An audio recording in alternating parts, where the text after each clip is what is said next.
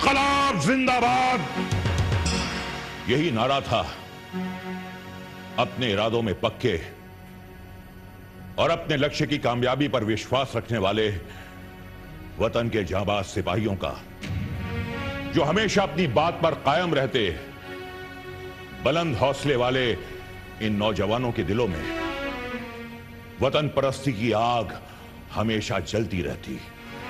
अंजाम चाहे कुछ भी हो, जुल्म के आगे, मक्कारी के आगे जिन्होंने कभी अपना सर नहीं झुकाया। जतिन दास, शहीद जतिन दास सरफरोशी की, वतन परस्ती की, बहादुरी की एक जिंदा मिसाल है। जतिन दास की मौत का अफसोस हमें भी है और उस दौर की बरतानिया हुकूमत को भी था, लेकिन हालात ही कुछ ऐसे थे कि बिल्कुल, हालात ही कुछ ऐसे थे कि वो चाहकर भी कुछ नहीं कर पाए। यह कितना अजीब इत्तेफाक है ना मिस्टर एलन, कि कैदियों को काबू करने के लिए तो आपकी ब्रिटिश सरकार जी जान लगा देती है, लेकिन हालात को काबू करना हमेशा ब्रिटिश सरकार के बस के बाहर की बात होती है। ऐसा क्यों? दोस्त किनारे पर बैठकर सरकार पर छींटा कशी करना कितना आसान है, वो भी उस दौर की सरकार।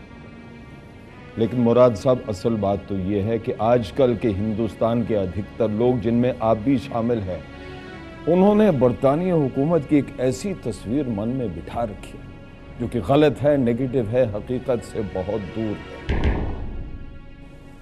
और इसकी वजह यह है कि बरतानिया हुकूमत ने आपके मुल्क पर 200 बरसों तक राज किया, तो जाहिर सी बात है कि आप उस हुकूमत के हर कदम में गलतियां निकालने की कोशिश करेंगे। मेरे दोस्त, आपकी बातों में, आपकी दलीलों में सच्चाई यानी कि फैक्ट्स कम और जज्बात यानी कि इमोशन ज्यादा नजर आते हैं। जी हां, हमारी बातों में इमोशन ज्यादा है, क्योंकि जाने तो हमारे आदमियों की गई हैं और सूली पर भी हमारे ही लोगों को लटकाया गया है। तो भला हम इमोशनल कैसे नहीं होंगे साहब? लेकिन इमोशन के साथ साथ अब मैं आपके सामने कुछ फैक्ट्स रखना चाहूंगा मिस्टर एलन, जिसे आपके हुकूमत की अदालत ने खुद तस्लीम किया है।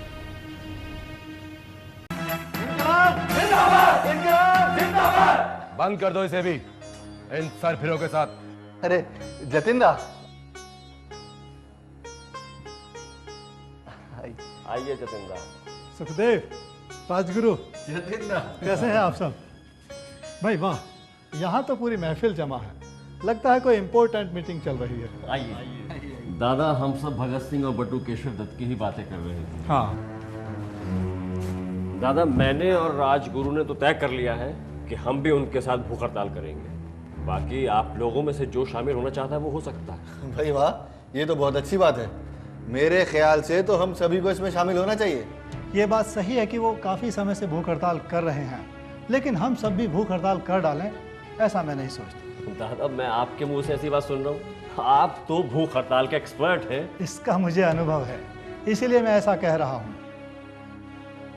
मैं आप लोगों की हिम्मत और हौसले पर शक नहीं करता, लेकिन ये भूख हड़ताल कोई मामूली कदम नहीं है।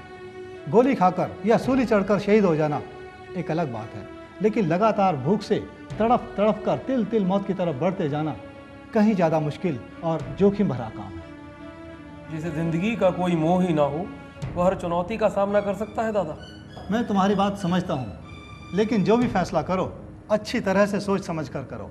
ऐसा ना हो कि कहीं बीच रास्ते में हौसले टूट जाए। दादा, हौसले नहीं, दिल टूटता है ऐसी बातों से।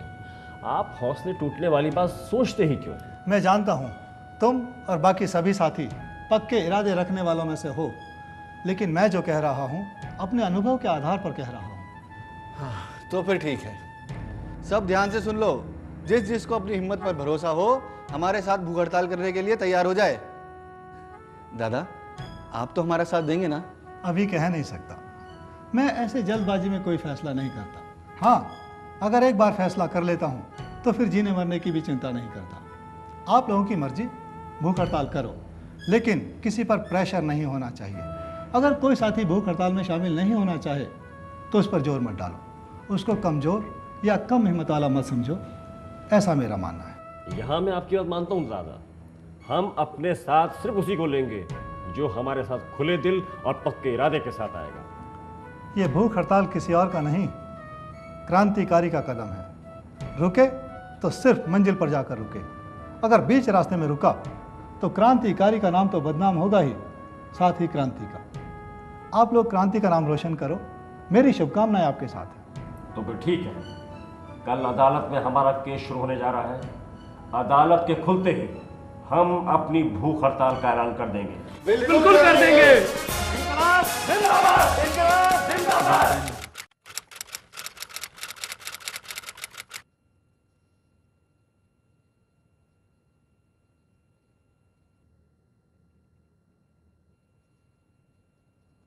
आज आप लोगों की भूख हड़ताल का चौथा दिन है। कैसा लग रहा है?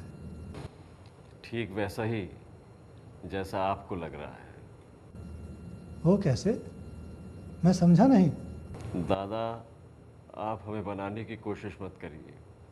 सच बताइए, आपने हमारी भूख हड़ताल में शामिल होने से तो इनकार कर दिया, लेकिन आपने भी 4 दिन से खाने को हाथ नहीं लगाया है। दादा के गले से कोर कैसे उतर सकता है? लो, आज से मैं भी तुम लोगों के साथ भूख हड़ताल पर हूँ। ये हुई ना बात जतिंदा। सर दादा, आपके बगैर इस भूख हड़ताल में मजा नहीं आ रहा था। इनकलाब जिंदाबाद! इनकलाब जिंदाबाद! इनकलाब जिंदाबाद!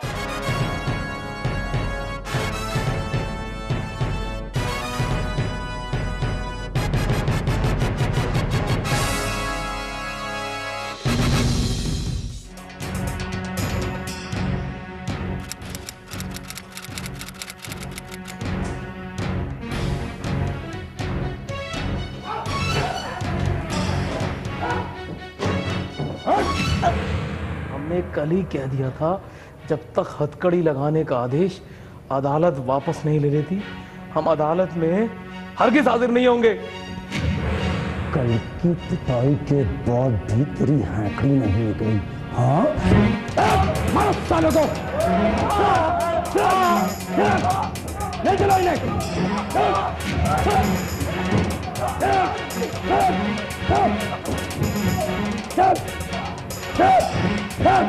ले जाओ, चलो।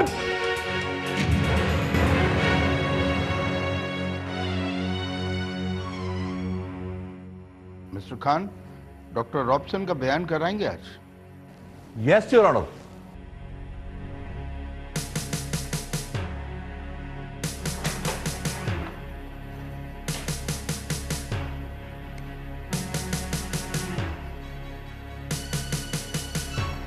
दो वो खत। तुम इस खत को अच्छी तरह से पढ़ लो, इस पर गौर करना, समझे?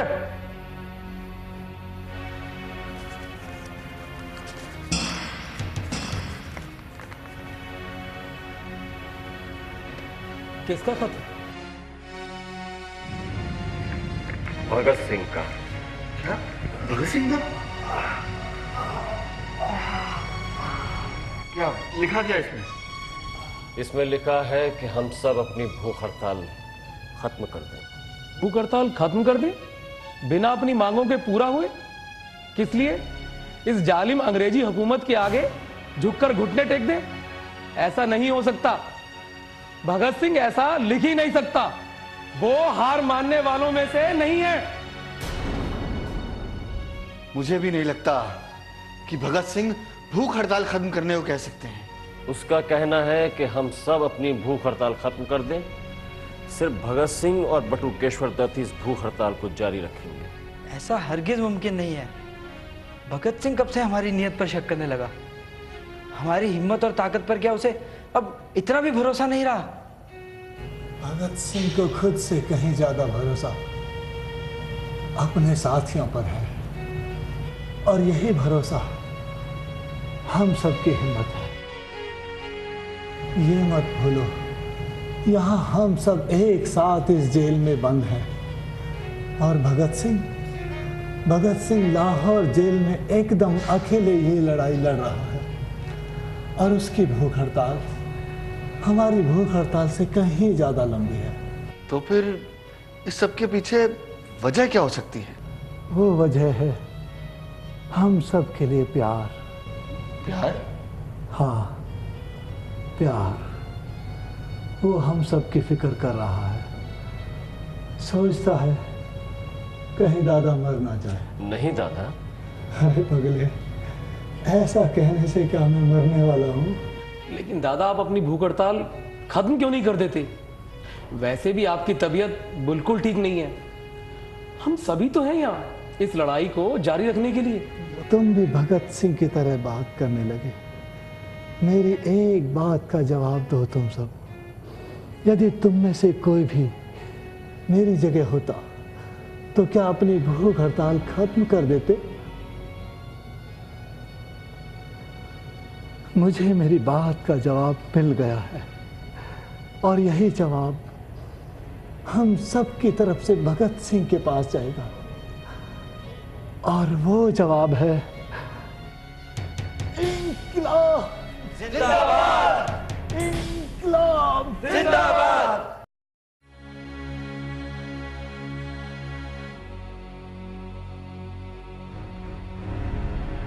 सुखदेव, दादा, यह हमारी जीत ही तो है। सरकार तकरीबन हमारी सभी मांगों को पूरा कर रही है। और हमारी बाकी मांगे?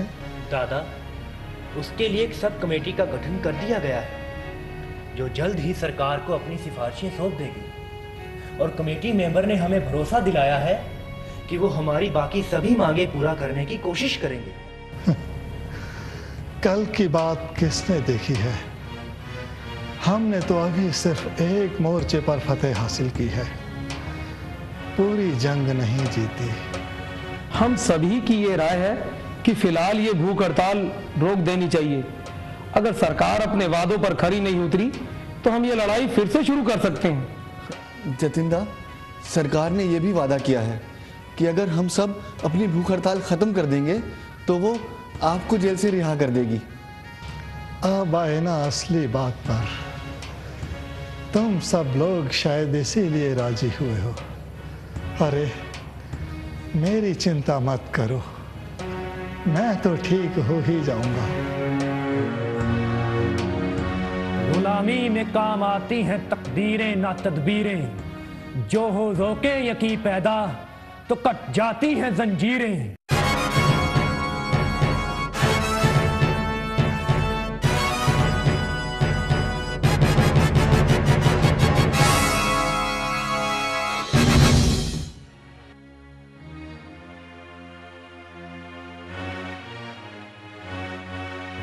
दादा की हालत तो बिगड़ती जा रही है। समझ नहीं आता क्या किया जाए। हम सब कितनी ही बार तो समझा चुके हैं दादा को कि दादा ये भूख हड़ताल अब खत्म करो, पर दादा हमारी सुनते ही कहाँ हैं। अरे दादा ने अपनी भूख हड़ताल नहीं तोड़ी तो इनकी जान भी जा सकती है। लो, फिर आ गया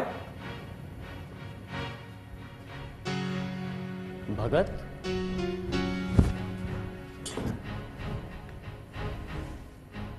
नहीं,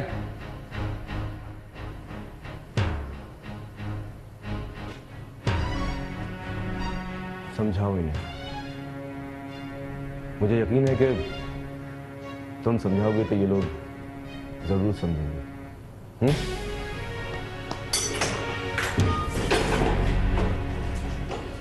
राजगुरु, सुखदेव, यार यहाँ कैसे?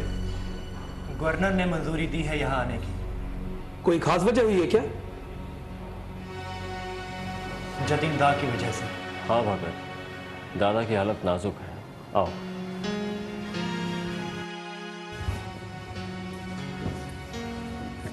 जतिनदा, जतिनदा, सारा दिन बस यूं ही बेहोशी की सी हालत रहती है। दादा, दादा देखो कौन आया आपसे मिलने। भगत सिंह आया है आपसे मिलने।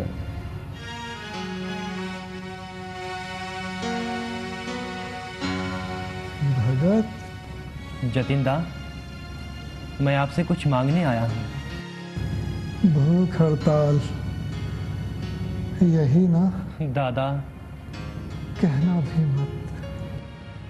तुम्हें पता है मेरे लिए तुम्हें किसी भी चीज के लिए मना करना कितना मुश्किल होता है। लेकिन दादा। ना भगत सिंह, ना। ठीक है, मैं ज्यादा जोर नहीं दूंगा, लेकिन दादा आप अपनी हालत तो देखिए। बस आप एनीमा लेने से इनकार नहीं करेंगे तो ठीक है दादा, मैं चलता हूं। अच्छा भगत, अपना ख्याल रखना।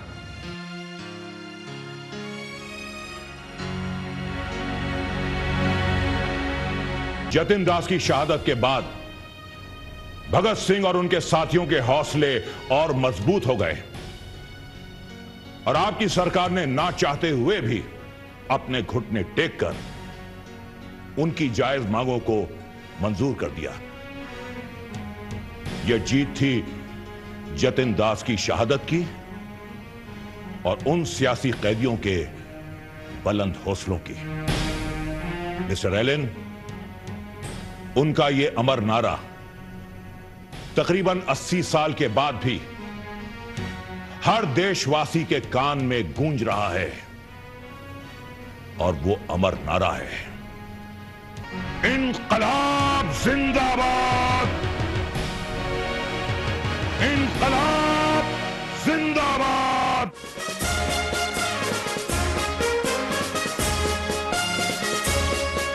वतन की लाज जिसको थी अजीज अपनी जान से, वो नौजवान जा रहा है आज कितनी शान से।